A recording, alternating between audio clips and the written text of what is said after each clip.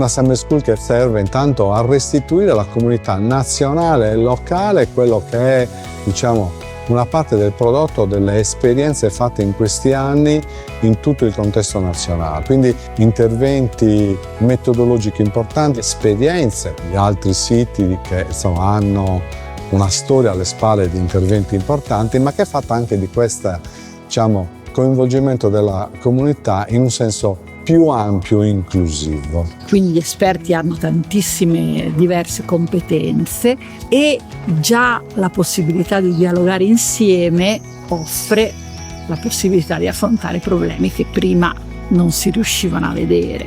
È un modello perché solitamente i progetti fanno delle iniziative rivolte all'esterno, invece questa è un'iniziativa formativa rivolta anche all'interno, cioè a chi partecipa al progetto, perché c'è bisogno di migliorare le conoscenze, magari chi lavora più sull'ambiente di migliorarle sulla salute e chi lavora sulla salute migliorarle sull'ambiente, per capirsi meglio fra chi lavora in discipline diverse e in situazioni diverse.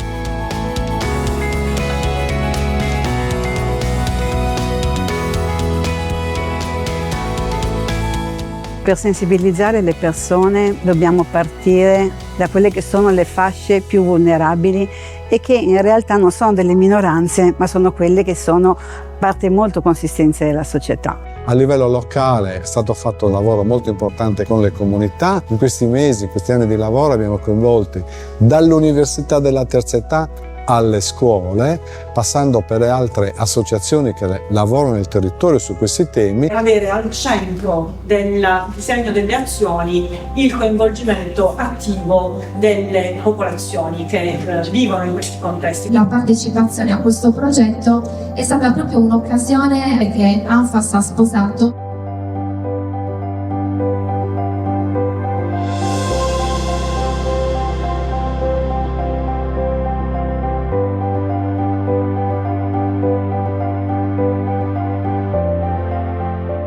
Si parla di salute e di ambiente, ma si parla anche di partecipazione. Ho ascoltato con attenzione le parole del sindaco di Porto Scuso, perché ci ha raccontato la storia. Cercheremo anche di rilasciare nel territorio delle competenze.